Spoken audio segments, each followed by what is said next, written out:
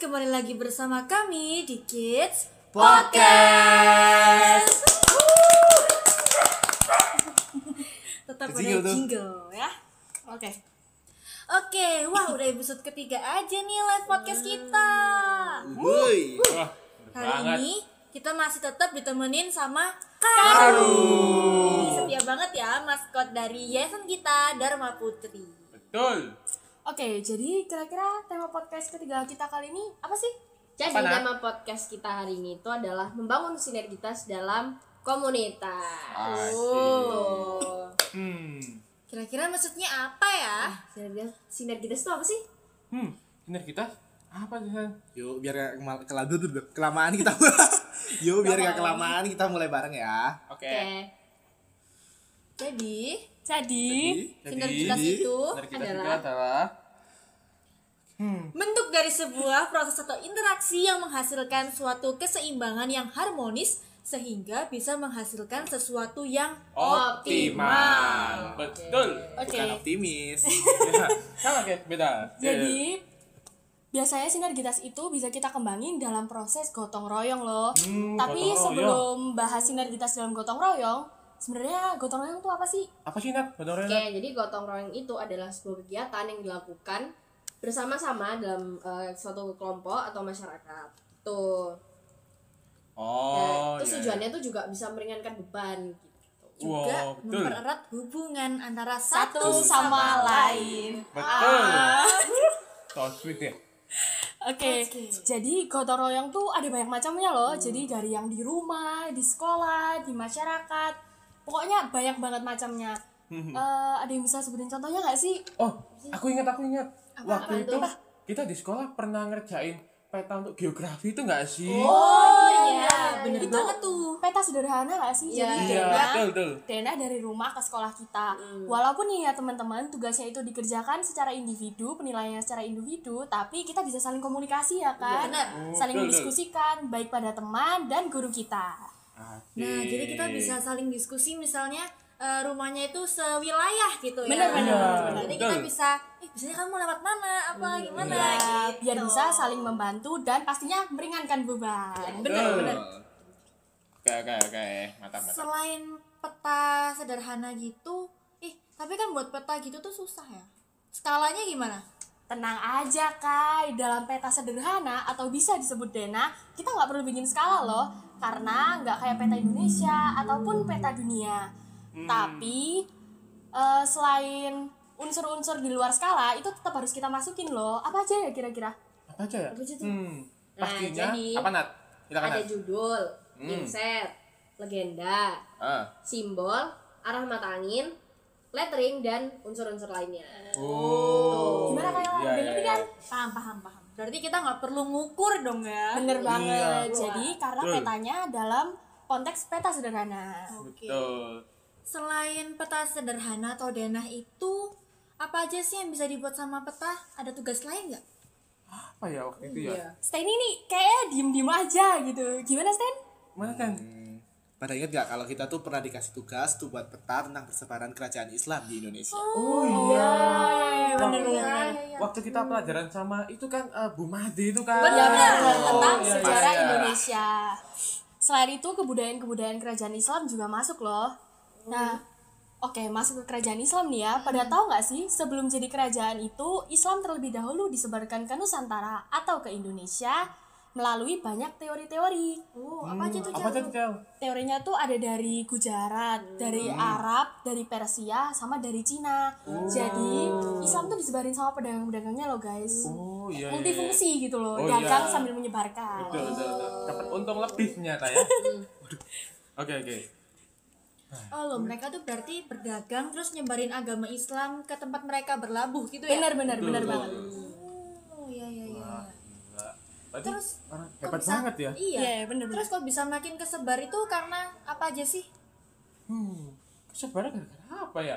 Kok bisa-bisanya seorang pedagang itu bisa nyebarin agama juga gitu ya?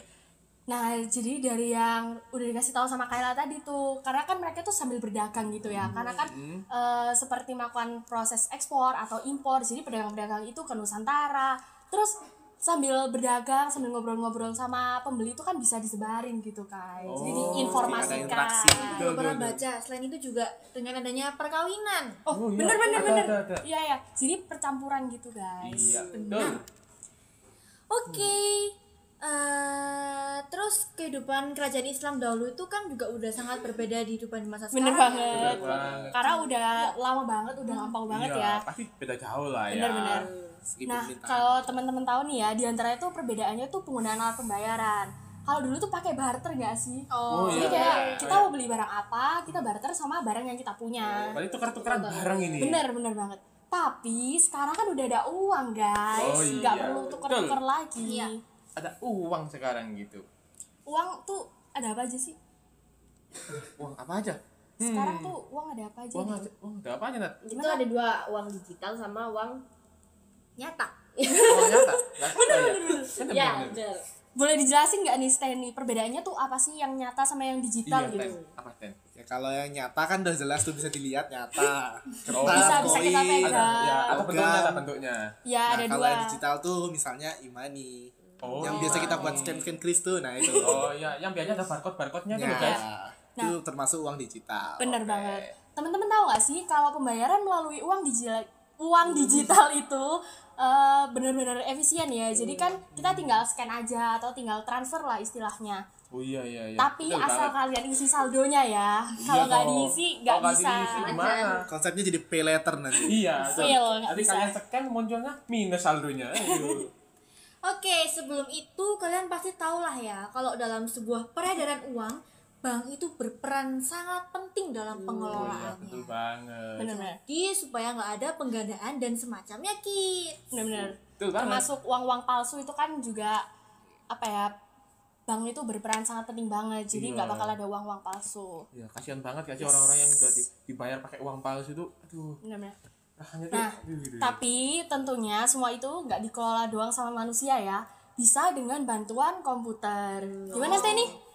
Konsepnya tuh gimana gitu loh. Aku kan nggak ngerti komputer. Yang paling ngerti Steny. Paling Iya, jago yang lah ya, paling jago nilainya tuh Steny, 9 guys. sendiri di kelas ya. Iya. Kita berapa? Enggak, Berapa? Kita 7.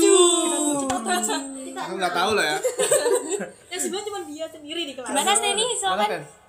Ya, jadi pasti dalam sistem tersebut tuh ada penyortiran dan segala macamnya ya. Jadi misalnya kan ada uang, peredaran uang itu pasti ada algoritmanya supaya bisa bedain dari uang palsu, uang asli atau adanya penggandaan. Jadi pihak dari keuangan kayak bank itu nggak harus bingung. Misalnya tellernya jadi kan bingung gitu.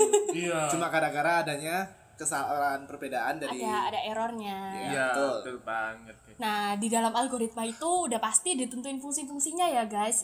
Jadi setiap pemrosesan memiliki alur pengerjaan yang pastinya terstruktur kids. nggak berputar terus error. Berhubung lagi bahas bank dan uang, lanjut aja lah ya. Pada tahu nggak sih kalau uang kertas ini terbuat dari apa? Ya, namanya aja kertas, pasti kertas lah ya. Bisa. Sok tahu, tahu sok dia. tahu banget. Namanya kan kertas, pasti dari kertas lah. Bukan. Nggak gitu. Oh, nggak gitu. Gimana Gimana, Kak? Gimana Kak? Uang kertas yang diproduksi resmi oleh Bank Indonesia itu ternyata terbuat dari serat kapas loh. Iya. Jadi tidak menggunakan kayu seperti produksi kertas biasa. Oh. Nah, ngomongin kertas yang berasal dari kayu ini, sadar nggak sih kalau seandainya penggunaan kayu itu nggak dimanfaatin dengan baik, pasti kan bisa bikin jumlah pohon makin berkurang, apalagi nggak ditanam kembali. Oh, iya. Terus kan bikin suhu panas. Betul. Ya ampun. Terus nyebabin Aku gerak. pemanasan global. Ya, Tuh kan, betul. global lagi. Balik lagi kita ke pemanasan global. Aduh. Tapi kalian pada sadar gak sih Kenapa, kalau kenapa? hubungan kita sama pohon itu bisa masuk dalam simbiosis parasitisme. Oh iya. iya. Oh. Kenapa tuh? Kenapa? Apa sih parasitisme kayak? Simbiosis parasitisme itu jadi satu pihak diuntungkan, satu pihak dirugikan. Oh. Nah, di sini yang diuntungkan adalah manusia dengan pemanfaatan kertas. Sedangkan nggak cuma kertas sih, Banyak sedangkan sih. pohonnya itu yang dirugikan karena dia jumlahnya semakin berkurang. Bener banget. Apalagi dimanfaatin sama manusia yang tidak bertanggung jawab. Tapi bisa jadi simbiosis mutualisme atau saling menguntungkan kalau kita menggunakan pohon tapi kita menanam kembali. Oh. Jadi nggak akan berdampak sama kehidupan di bumi ini, nggak bikin makin panas, terus nggak bikin bencana alam, bener Oh nggak sih? iya, benar. Berarti kayak itu guys, Lul. Kayak reboisasi. Bener. Penanaman Betul. kembali. Ya ampun, kita sampai bahas pemanasan global lagi Wah, nih. Iya. Aduh, Temanya tuh Udah 3 berkesinambungan. kali loh ini. Iya. Benar. Udah lama banget di tema. Ternyata luas banget ya tema kita. Betul. Bisa nyambung ke situ, ke sini, ke situ, Sini, ke sini. Oke. Oke, jadi maka dari itu kita tuh harus memanfaatkan sumber daya alam yang sudah tersedia dengan baik, kids. Oke. Ya, Mantap. kita udah sampai di penghujung podcast nih. Ya. Ya, udah selesai. Selesai nih, Tapi terima kasih ya kids untuk sudah mendengarkan podcast kita kali ini. Sampai bertemu di episode berikutnya. Dan tema berikutnya. Bye bye. Ayo.